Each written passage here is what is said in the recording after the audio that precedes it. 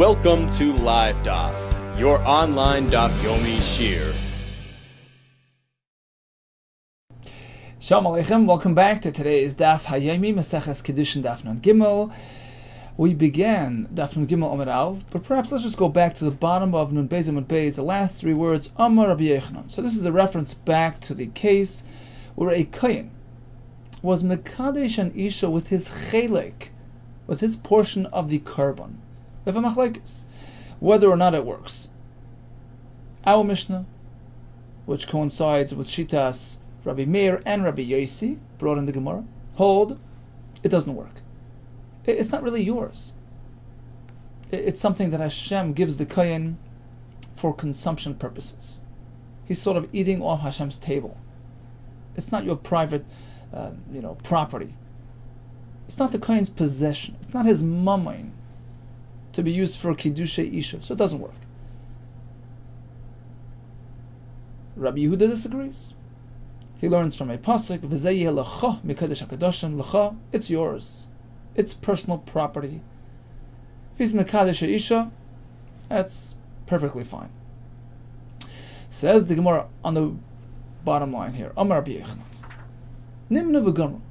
So although initially there was a machlekes between the shittos, whether or not you could be mekadesh, but ultimately they took account, they took a vote, v'gamru, and they concluded based on the majority views. Everybody conceded to the majority. Even Rabbi Yehuda conceded, he was moida, he was chayzer, that it does not work. Hamakadesh be'chelkoi. A kohen uses his portion for kiddushin, bein kachim kachim, whether the higher form of kedusha like a chatos or an asham, ubein kachim kalam, or whether from a korban with a lower kedusha like a shlomim, loy kiddush, it does not work. That's Rabbi Yechonan's view. For Rav Amar, no, the machlokes still stands. Adayin hi machlokes, and there was no conclusion, there was no vote, and Rabbi Yehuda still stands his ground that you can be mekadesh with a korban. It's called the kohen's personal property. Amar Abaye kavasei the Rabbi Yechonan mistavra. It appears like that Rabbi Yechonan's approach is the correct one. That Rabbi Yehuda conceded to the other shittos. You cannot use a korban for kiddushin. How do I know? This Sanya, listen to this brisa. The point of the brisa is that all the kohanim that are present in the Beis Hamikdash at any given time have a zechus, have a right to receive, an equal portion of, whichever korban is being brought at the time. And the point is, you have to divide each korban per se, each korban on its own. You can't flip, you can't swap. There's no trading involved. It's not a commodity that you trade. Look, I'll give you the meat of the chatas, and we'll substitute it with an extra portion of the mincha. You can't do that. You divide them equally per korban. That's the point of the entire brisa. Each korban, each mincha, each bird is a standalone, division. No swapping, no exchanges, no trading. The sanyu menayin shein cholkim. Okay, I forego my portion of the zevach, the behema korban, and I'll take a piece of a mincha instead. You can't do that. Mincha, ashati afa betanur. L'chol b'nei Aaron tia. Rashi says, kol mincha tells you that the b'nei Aaron have to divide this mincha per se. Shebe mincha atzma, says Rashi, yachlaku kol b'nei Aaron. So each one is an independent system, independent division. Okay, perhaps you can't substitute, a mincha for a zevach. So I can't, trade my zevach for a mincha, because menachos and zvachim are not really things that are interchangeable. In certain cases, if a person cannot afford an animal korban, so he brings a bird korban. Can't bring a bird korban, he brings a mincha made of flour. But you never find that a mincha serves as a substitute for an animal. So perhaps that explains why the Torah doesn't allow you to swap them, because they're not really interchangeable. Aval, but perhaps, yachalku menachos keneged oifes. Suppose the kohen wants to trade his chelik in the bird carbon for a chelik in an extra portion of the mincha. Perhaps that can work because they're sort of, close in nature, so to speak. They serve as substitutes regarding a person who can't afford the bird, who will bring the mincha. So they're close enough, and perhaps you can swap them. Because in cases of dalus and poverty, the mincha can serve as a substitute. You can bring a mincha instead of an oif. So you see they're close enough, sort of, and they relate to each other. The answer is no, even that's not possible. And Rashi says, there's a lot of repetition in the psukim there. This goes to all the kehanim, that goes to all the kehanim. So the point is that everything is divided equally. There's no exchanges and no swapping and no trading. So, okay, I understand you can't switch the mincha for the oif. Shalol minei damim, valol minei kmachim, the two different types of karbanas. A bird is connected to dam, to blood, and the mincha is connected to flour, totally different material. Avol yachalku oif is connected zvachim, but perhaps you can swap birds for animals. Shalolu valolu minei damim, they're both similar in terms of damim. Tamaloima al machvas. So we split the marcheshes, we split the machvas, different types of menachos. And Rashi says, although it's a pasuk of mincha, we're speaking about not being able to swap birds for animals. So what's the connection? She says it's an extra pasuk. It's an extra pasuk, and therefore we don't need it for the machmas, because we already know that menachos have to be divided equally without swapping and exchanges. So we apply it to this phenomenon, this suggestion of switching an oif for a zavach. We don't allow it. Okay, perhaps I understand you can't swap the oif for the zavach because ultimately they go through a different process of hakrava. A bird is shechted by hand, with the thumbnail. Whereas a zavach, an animal carbon, is shechted with a kli, a different process. So perhaps you can't confuse them. But perhaps I can trade different types of menachos. Because all menachos are processed manually. All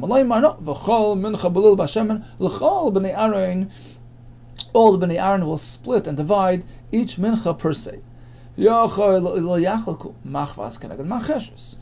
So perhaps when the Torah, does not allow trades when it comes to menachos, perhaps only different types of menachos, like a machvas instead of a marcheshes. Marcheshes connected machvas, so the machvas is more of the flatter, shallower frying pan, in which case the material fried within it is, more rubbery and stiff, whereas the marcheshes is a deep fry, which makes it more oily and soft. So perhaps I understand these things cannot be traded.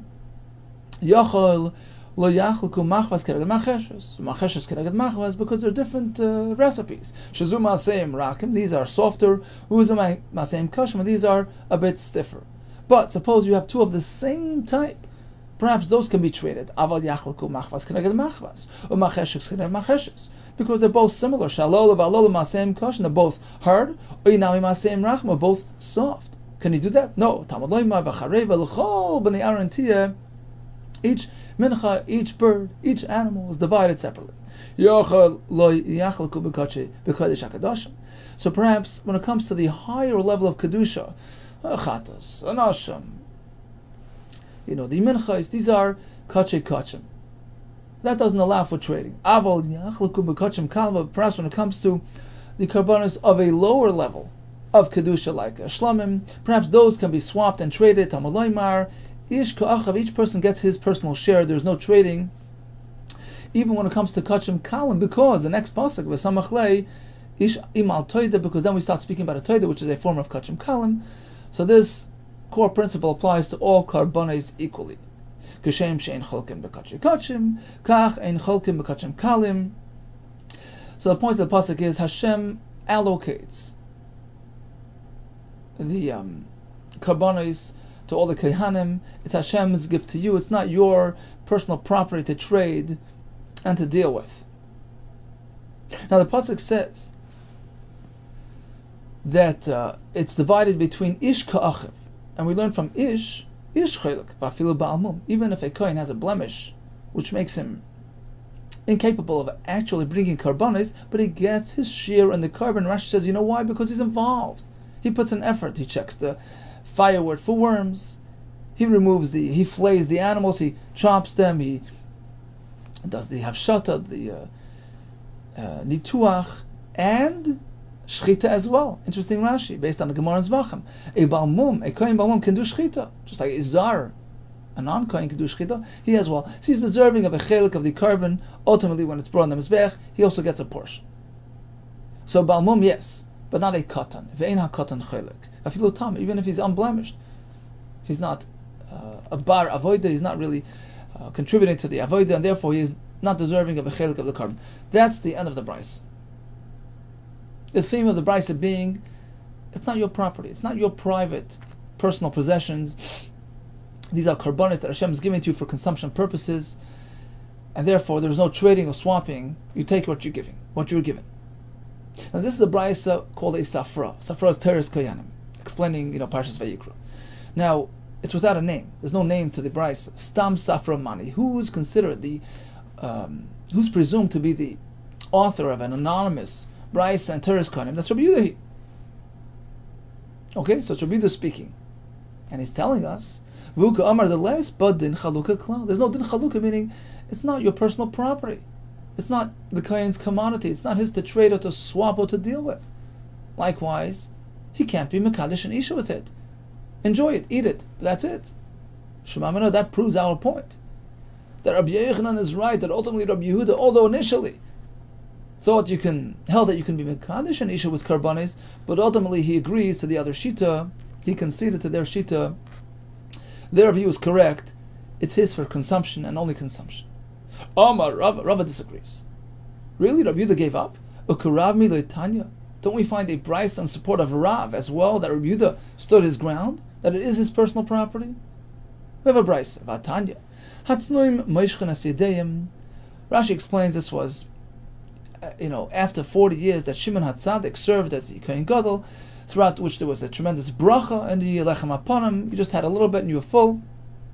But after his passing, the level of bracha dropped dramatically, and there was very little lechem aponim, and even what you got didn't really serve you well. It wouldn't satisfy you. So the tznuim, low-lying kohanim, the modest kohanim wouldn't insist on taking. They would just they would move away, and they would not insist on getting a bean-sized portion of lechem aponim, which didn't really do much to them. So they let go. Vahagar giranim, but the overzealous, anxious kohanim, vahagar giranim, they would grab. So the uncultured kohanim, let's call them that. The uncultured kohanim would grab. And Rashi explains, at this point we figure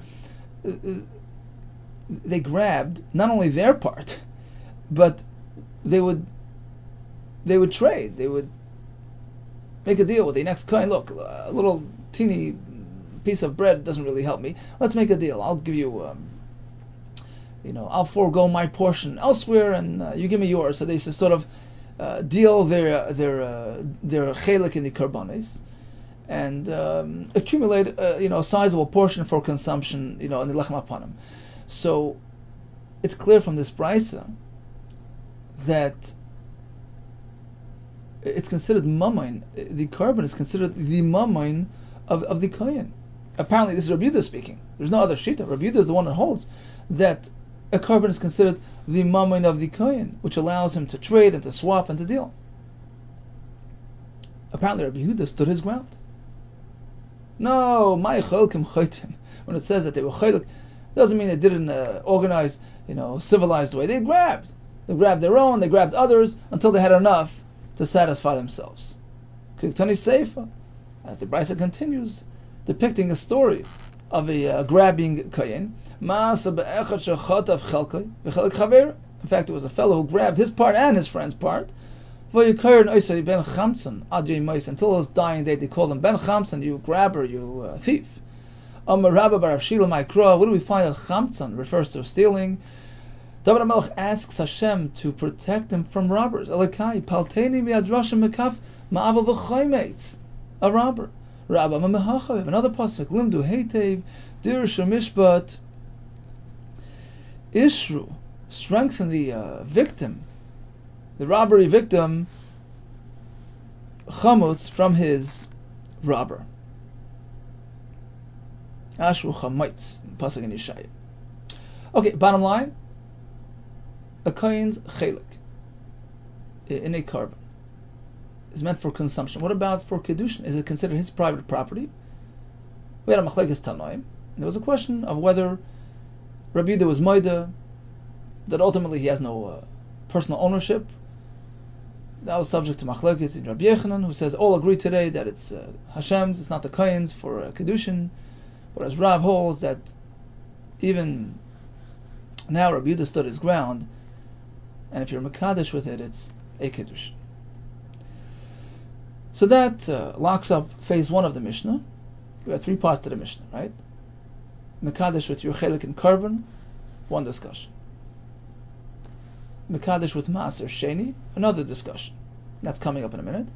And third part was if you're Mekadesh with property that belongs to Hegdish. Does it work? Okay, let's move on to phase 2. Maaser Sheni. If used for Kiddushin, according to Rameir, it doesn't work. Bein b'shoigig, bein b'mezit, like Kiddush, whether it was on purpose or by mistake, it doesn't work. Divrei Rameir, because he holds Maaser Sheni is Mammon Gavoya, it's Hashem's property, very similar to the previous Gemara. It's yours for eating, it's not yours for keeps, for, business dealings. It's not your personal property. Rabbi Yehuda disagrees, it's considered your personal property. Shoigig, like Kiddush, if it was by mistake, it doesn't work.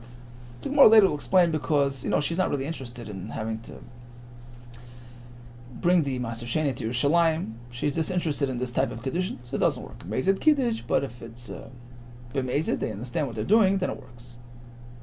Minahan, immediately, how do we know? This is going back to Reb Meir. That Maaser Sheni cannot be used for mundane purposes, that it's not considered your property. Amar of Achabre de Rava, Mishmei de Gemara. So he quotes the Gemara. Gemara means, the material learned in the Beis HaMedrash. This was proficient in the Beis HaMedrash. Everybody was shagar. This was a commonly known source. V'chol ma'asar ha'aretz, mizar ha'aretz, and pre'etz l'Hashem hu kodesh l'Hashem. Okay, that's the pasuk. So it's telling you that the maser is l'Hashem hu. It's Hashem's. V'loy l'kadosh ba'isha. It's not meant for kedusha isha. It's Hashem's. It's not yours for personal use. So it doesn't work. Question is, hari trumas maser. When it comes to trumas maser, a different type of truma, right? The 10th that's taken off of the maser rishon and give it to the kohen. To siv kain tarim gamatem trumas Hashem. Again, we have a reference to Hashem, and still we learn that if a kohen takes that truma and is mekadesh and isha, it's valid. But tanan mekadesh v'truma kadeshes. Why? It says Trumas Hashem. It's exclusively for Hashem's service, not for your own personal use. Well, it's a big difference. Look, Sibbe Lashem. It says Trumas Hashem. It doesn't say Lashem. Lashem tells you it's only for spiritual purposes. But here it's just Trumas Hashem, a different type of expression. Hashem commanded us to separate this truma. But once it's given to the kohen, it's his personal possession. Okay, so it's different. What about challah? The portion that you remove from the dough. The chsiba titnu l'Hashem. Here we have l'Hashem, and still it works for kiddushin. Titnan hamekadesh v'trumos mikudeshes. The kohen uses all types of truma, and challah, Rashi says, is a form of truma, because the pasuk says mereishis arisei titnu l'Hashem teruma, in reference to challah. And the Mishnah says all types of truma, including challah, can be used for kiddushin. Why not? Why? Look, sibei kodesh. Difference is, it doesn't have the word kodesh, in contrast to Maaser Sheni, where it says kodesh l'Hashem. Vari shvius. What about shvius material? Fruit picked on Shemitah. Dichsib yovel hu kodesh. Tia lachem. We have the word kodesh, and still, can we use fruit of Shvius for Kiddushin. Of course, we had it a couple of days ago with the story of the 5 women with Tanana Makadesh Repair Shvius Mikudeshes. Look, Sibei Lashem. Oh, once again, it's missing. It doesn't say Lashem. Says, well, what about Truma? It says Lashem by Truma. By Truma, L'chsiv Kodesh Yisrael Lashem. Reishis Tvose, Klal Yisrael, holy to Hashem, like the first of the Tvor, like Truma. So we have the Lashon Lashem in reference to Truma. Klal Yisrael is equated to Truma, right? Lashem. Utanana Makadesh with Truma Kadesh. We just said that Truma can be used for Kiddushin. Oh, says the Gemara. The Lashon Lashem in this pasuk is not a reference to Truma. Klal Yisrael is Kodesh Lashem like Truma. How will be Yisrael Ksiv? Well, what's the difference? V'lav, V'meila, Shamas Menah. But ultimately, if the pasuk is saying, look, Klal Yisrael is Kodesh Lashem, just like Truma. So apparently, Truma is also Kodesh Lashem. So it takes back to the question: how could you be Mekadesh with Truma? Okay, so now the Gemara is going to switch and give us a final distinction between the Lashon found by Maser Sheni and otherwise. Tirgma Ravin Saba. So the older Ravin explained and answered Kamei de Rav in front of Rav Amakra, because the pasuk by Maser Sheni adds one word not found anywhere else. Who? It says Lashem Hu. And that tells us B'Havyasa Yehi. It's meant to stay as is. Unabused. Who? Use it for its distinct purpose. Lashem. It's Mammon Givoya. As opposed to all the other materials, Truma and Shvius, which doesn't have this expression. Okay, that concludes this piece of the Gemara. Rameir learns Maser Sheni is Mammon Givoya, cannot be applied for Kiddushin, because it's Hashem's, it's only yours for consumption, for eating, and not for other purposes, and it's based on the pasuk Kodesh Lashem. Phase 3 of the Mishnah discusses Hegdish material, property that belongs to the Beis HaMikdash. If it's used for Kiddushin, once again, a machlekes. Ube Hegdish, it's sort of a two-way machlekes. What happens if it's done b'mezid on purpose, and what happens if it's done by mistake? So when it comes to mezid, Ube Hegdish b'mezid, according to Rav Meir, it works. According to Rabbi Yehuda, it does not. When it comes to shaygig, it goes the other way. Rav Meir says no, Rabbi Yehuda says yes. And the Gemara will explain the whole deal. Ubehegdish b'mezid kiddush b'shegeg like kiddush. Zivir Rav Meir. So according to Rav Meir, b'shegeg does not work. Rabbi Yehuda b'shegeg kiddush. B'mezid like kiddush, just the opposite. So let's just focus for a moment on shegeg. We find twice in the Mishnah that shegeg will not work. Okay, we have by mezid, shegeg does not work according to Rav Meir, and we found by Maser Sheni a minute ago that according to Rabbi Yehuda, although Maser Sheni is Mammon Hedit, it's personal property, can be applied for Kiddushin, but not b'shegeg. We're going to try to explain and sort of give one basic principle, one explanation for both halachas.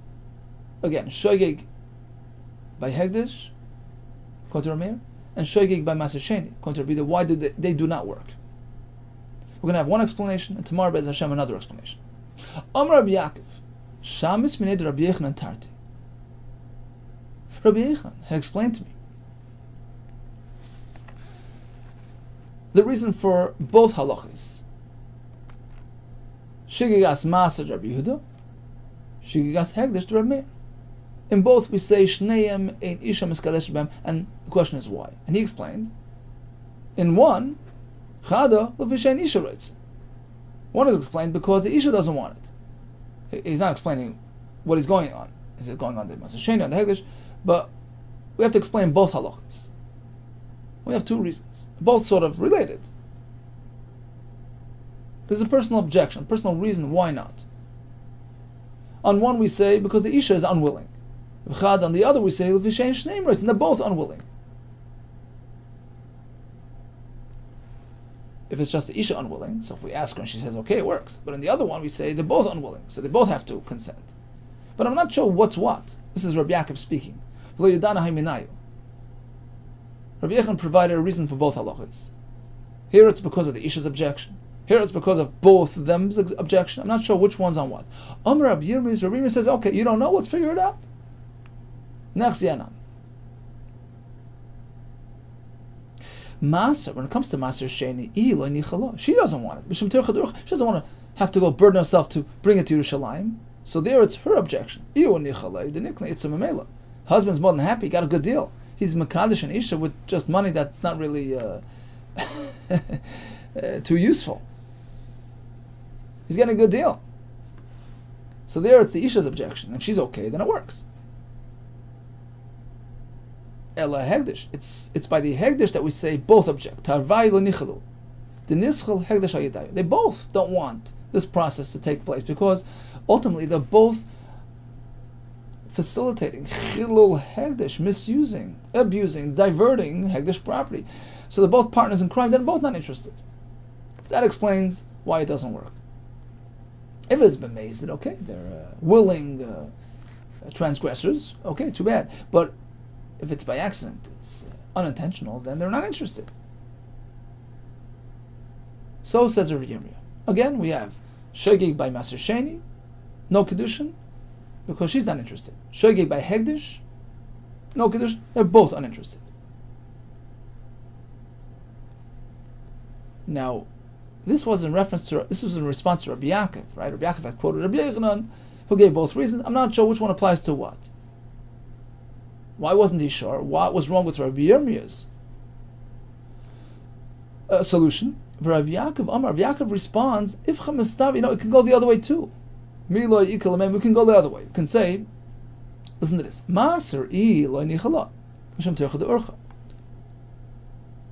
reason why Maser Sheni b'Shogeg doesn't work, they're both not interested. She doesn't want to bring it to Yerushalayim. He doesn't want it to work because, if something happens on the way to Yerushalayim and she loses the money, she'll be upset at him. Why'd you give me something that's totally, worthless? So they both have objection. Ella Hegdish, in contrast to the Hegdish, there, it's only her objection. She's not interested in facilitating Chilul Hegdish. He doesn't want to part in this crime. But he, you don't think he wants it to happen? Of course, he's more than happy that, ultimately he was Kain and Isha with Mom and Hegdish. And Rashi explains, even though he has to compensate Hegdish, but right now, maybe he doesn't have access to other money, so he's okay with it. Interesting mindset. So, bottom line is you can switch it the other way. And therefore, Rabbi Yaakov was unsure which one's what. But ultimately we know the halacha, basic halacha. If one uses Hegdish to be Mekadesh and Isha, does it b'Shogeg? According to Rameir, it doesn't work. And the point is because she's uninterested. Here comes a new question. Isha ein miskadeshes. Okay, that's a given. There's no kedushin. But the fact is, he transferred the money to the Isha. He diverted Mom and Hegdish. Does it now become chulin? As per the, standard Me'ilah process, when you spend Mom and Hegdish, that's called Me'ilah. Me'ilah means it's been diverted, it's been relabeled, and it becomes ordinary money. So perhaps the Kiddushin didn't take effect, but perhaps the money now loses its status of Kiddushin.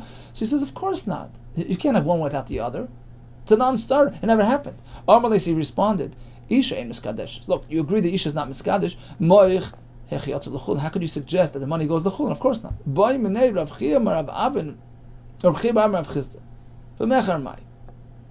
So we've established that Hegdish b'Shogeg by Kiddushin is a non-starter. What if you buy something from a merchant with Mom and Hegdish b'Shogeg? There as well, it doesn't work. Because the fellow is not interested in accepting this money. If he would know, that it's Mom and Hegdish. So there's no Me'ilah, and the money doesn't go l'chulin, because it's like a mekach tos. The guy's not interested.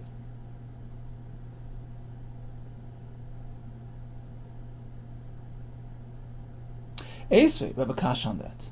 We're going to prove from a Mishnah that even according to Rabbi Meir, if one spends Mammon of Hegdish b'shogeg, there is Meila. So Meila is not only, if it's done intentionally b'mezid, as Tosfos brings that according to Rabbi Meir, the pasuk which mentions the word Meila is a reference to mezid, like we find by the Isha, who is by the Soita, Umal Mal, that's b'mezid, she deviates b'mezid. So that's what we're assuming. According to Rabbi Meir, Meila is strictly when it's spent b'mezid, or b'shogeg when it doesn't involve somebody else. Rashi says, let's say, a person sits down and has a meal using Hegdish material, or he burns a candle of Hegdish, a lamp of Hegdish. But in terms of transactions, if the other person is not willing to be a willing accomplice, he's not interested in taking part in this transaction, so the transaction does not take effect, and there's no me'ilah. We're going to have a kasha on that. Esvei. Chen v'nikabal habayis divi Rabbi Meir. So Rashi explains this is a mission of me'ilah. We have a gizber, a Hegdish, administrator who happens to have money from Hegdish in his possession, and then he puts it into the possession. He's mafkid. He deposits it by a.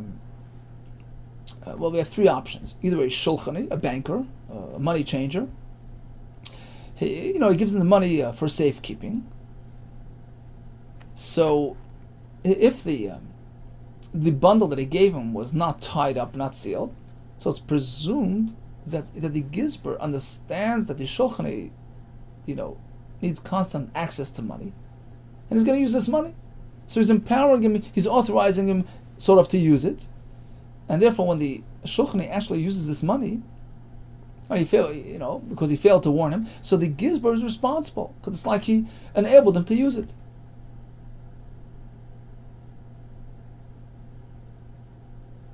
In contrast to a case where he gave it to a balabayis, a local, homeowner, not a money changer. There, it's assumed that he's not going to use it, and the gizber is not responsible if the balabayis taps into that money. What about a chenvani, sort of in between, sort of like a grocer? He primarily sells on credit. He doesn't need much, change or whatever. But sometimes he does. How do we treat a chenvani? The fact that the gizber gave him this money, does it imply consent? Is there implicit consent for personal use or not? So we have machlekes. Chenvani kibal habayis. Chenvani is treated like a balabais. You have no business touching the gizber's money. If you do, you are a mayel. You did me'ilah, not the gizber. Don't blame it on him. Blame it on yourself. The Rabbi Daimer chenvani to shulchan. No, chenvani is also presumed to be a fellow that needs money, and therefore it's the gizber's fault for giving him this unsealed package. Okay, so it's a side point. How do we treat a chenvani? But all agree ultimately that money spent, Hegdish money spent for personal use, b'shogeg generates me'ilah with all its consequences, carbon, etc. Ad kan lekam eflagi. The whole machlekes is only how to, classify the chenvani. El damar savar chenvani k'shulchani. One treats him like a shulchani. Umar savar chenvani k'balbayis. The other one says he's like a balbayis. Avol dekuli alma he might see mal. All agree if he ultimately spends the money, there's me'ilah. And this is Rabbi Meir also speaking, right? That's a kasha to our whole sugya. That money spent by mistake does not generate me'ilah. So that's the Gemara. Rabbi Meir devar Rabbi Yehuda Kessler. He wasn't expressing his own opinion. Rabbi Meir was just relating to Rabbi Yehuda, who held that even Hegdish money spent by mistake constitutes me'ilah. He didn't hold the whole svara of the Mekach Tos, right? My personal opinion is that even if he actually spends the money, any fellow who spends money b'shogeg commits no me'ilah. El didach, but according to you, that you can actually spend money b'shogeg and generate me'ilah, at least agree to me in this case that the chenvani k'bal habayis, we're treating like a balabayis, and it's his fault. Don't blame it on the gizber, right? And he responded like a shulchani, like treating like a shulchani. The gizber should have known that he's going to spend the money. That very often he needs access to funds. He should have forewarned him. Okay, so we have no kasha. We can still stick with our interpretation of Rabbi Meir. The reason why Hegdish money used for Kiddushin. B'shegig does not constitute Kiddushin. That's because there's an unwillingness, whether it's on the part of the Isha or on both of their part. Bottom line is, it's a toes. It's not considered a true transaction, and therefore there's no Me'ilah. If there's no Kiddushin, and there's no Me'ilah as well, and the money stays Hegdish. Okay, so that's approach number 1 of Rameir, and tomorrow Be'ez Hashem will continue with approach number 2 to explain why, according to Rameir, the money, the Hegdish money used for Kiddushin does not generate Kiddushin when it's done b'shegig. But all agree that if it's done by Mezid, of course it's a Kiddushin, because then they're willing, accomplices. They're willing, partners in crime. They're doing it, intentionally. They're committing Me'ilah. The transaction, does actually take effect, and the Kiddushin is Chal. Okay, so in summary, we have a Mishnah with 3 parts. Part number 1, a kohen is Mekadesh with his chelik in the korban. Machlekes, whether it works or not. What is the machlekes Tolian, whether the portion that he receives from the korban is personal property or not. Next question, Maser Sheni money. Same question really. Is it personal property? That's Rabbi Yehuda's Shita. According to Rameir, it's not, and therefore cannot be used for Kiddushin, also based on a pasuk. And finally, we have the discussion regarding using Hegdish money. So there are 2 parts to it, b'shegig and b'mezid. The machlekes regarding shegig is as follows. Rameir says it doesn't work, and it's because it's a tos. She's unwilling, or they're both unwilling, and it's called a mekach tos. They're not really willing to do it, and the transaction does not really work, and there's no me'ilah. Nothing happened. According to Rabbi Yehuda, even though there was money spent b'shegig, it's considered me'ilah. Transaction takes place, and the Kiddushin is chal. And regarding Mezid, it goes the other way. Rameir says if it was done intentionally, the Kiddushin is chal. Me'ilah was committed, transaction takes place, the Kiddushin is chal. Whereas according to Rabbi Yehuda, we're going to see this tomorrow in greater depth. According to Rabbi Yehuda, Hegdish money spent for personal use is in fact Me'ilah, but only when it was done b'shegig. But if it was done intentionally, there's no parsha Me'ilah, no change has taken place, no transaction has actually been executed, and no Kiddushin is chal. All the best to you, and Hatzlacha Rabbah.